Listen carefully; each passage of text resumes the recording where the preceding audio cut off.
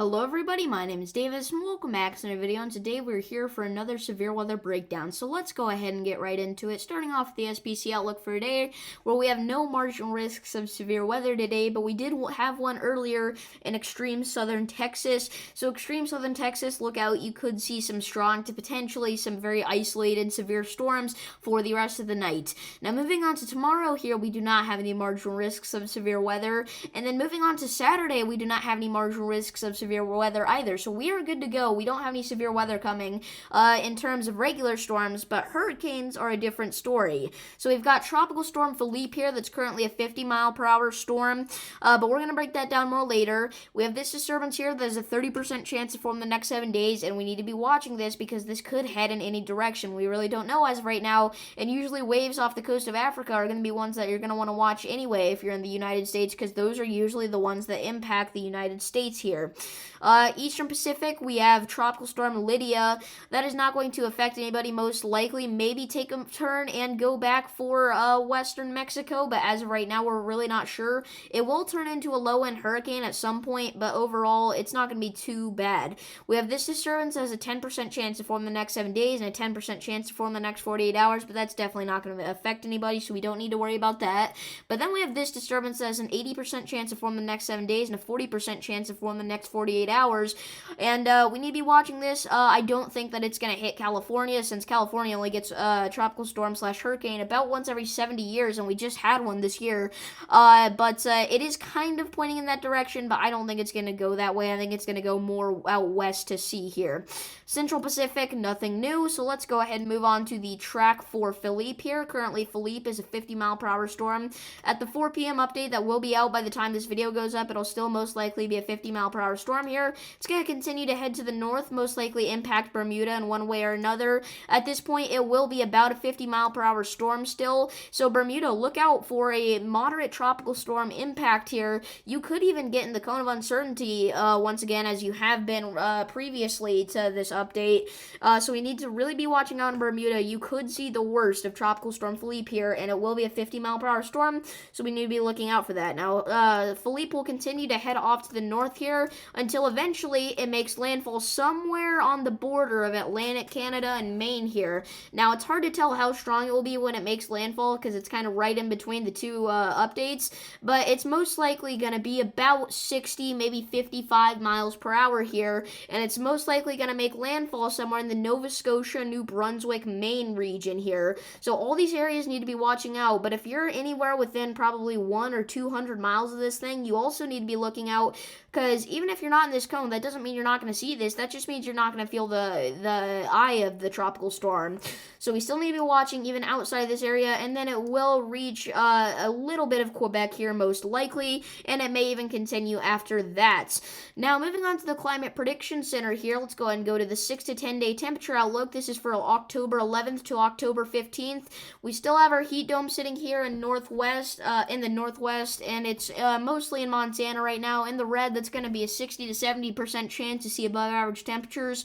So we're going to see a lot of that summer heat return.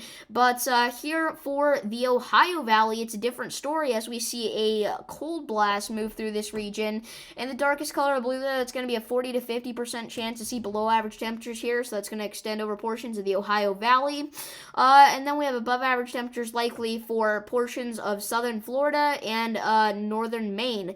So yeah, there's not too much going on right now in terms of that. 6 to 10 day precipitation outlook is a little bit more active though. So we have an area that's likely to see above average precipitation here in the darkest shade of green. That's going to be a 50 to 60% chance to see above average precipitation, and that mainly extends over West Florida, southwestern Georgia, and extreme southeastern Alabama there. So look out for that. And then we have below average precipitation likely here for much of the desert southwest and the Four Corner states in the darkest shade of brown. That's going to be a 40 to 50% chance to see a below average precipitation over a couple of the Four Corner states here. And then we also have an area that's likely to see below average precipitation in the upper western Midwest here. Once again, in the darkest shade of brown, it's going to be a 40 to 50% chance to see below average precipitation.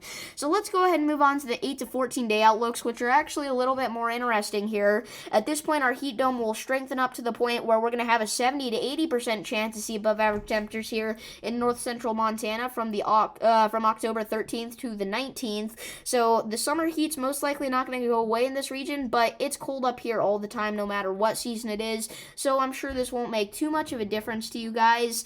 And then we have an area that's going to see most likely below average temperatures here in the southeastern, the northeastern, the Ohio Valley, and the southern bits of the U.S. here. And that's going to be a 40 to 50% chance to see below average temperatures in the darkest shade of blue. And let's go ahead and move on to the 8 to 14 day precipitation outlook now, where we have a large area here across the central United States that's really likely to see below average precipitation. But the worst of it is going to be here in the Four Corner states, where we're going to have a 40 to 50% chance to see below average precipitation in the darkest shade of brown there. So definitely look out for that. The drought will continue here for most of the central U.S. that we have been having. It has been pretty brutal, especially down in the deep south. We've had one of the worst droughts on record here in portions of like southeast Texas, southwest Louisiana, and it's not looking like that's going to improve anytime soon, unfortunately. Now we have above average precipitation likely here for the northwest in the darkest shade of green. That's going to be a 40 to 50% chance to see above average precipitation, and then the same exact thing here for the southeast and mainland bits of Florida, Georgia, and Alabama. Moving on to the excessive rainfall outlook, we are bringing the excessive rainfall outlook back. We have a marginal risk of flash flooding today in portions of South Texas, Louisiana, and then southwestern Mississippi there. So look out for that. That's a 5% risk to see flash flooding today for Houston and Baton Rouge.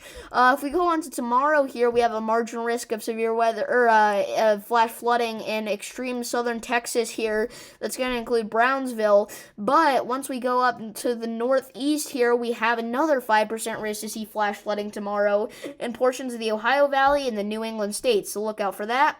Moving on to Saturday here, we have a slight risk of flash flooding as we're going to see the impact of Tropical Storm Philippe most likely on this day, and it already is bringing a slight risk of flash flooding on Saturday. So Maine, New Hampshire, Vermont, eastern New York, Connecticut, Massachusetts. When I say you could feel effects outside of the cone of uncertainty from Tropical Storm Philippe, this is what I mean. We're going to see some very heavy rainfall in these regions, so look out for that. Moving on to Sunday here, we do not have any risks of flash flooding, so that's good. Moving on to Monday, we do not have any risks of flash flooding either. Finally, watches, warnings, and advisories. This area of freeze watches from this morning has gone pretty nuts here, okay? We are seeing frost advisories, freeze warnings, frost watches for a good portion of the Great Plains here going into the Northwest and the Four Corner states. The dark blue, that's going to be a freeze warning. Light blue, that's a freeze watch. Brown, that's a special weather statement for icy roads. So all of those regions there, you need to be watching out. Try not to drive on icy roads unless you can do so safely, okay? Red flag warnings in effect here for a good portion of the deep south. This is kind of a new thing here for central and southern Alabama, Mississippi, and Louisiana, so don't be burning anything in those regions. Heat advisories in effect for the west coast here in California, so look out for that. We could see some temperature index values over 100 degrees, so that brutal summer heat's going to return, especially in like the Death Valley region most likely. But other than that, pretty calm right now. So if you guys did enjoy this video, make sure to like and subscribe, and I will see you in the next one. Peace.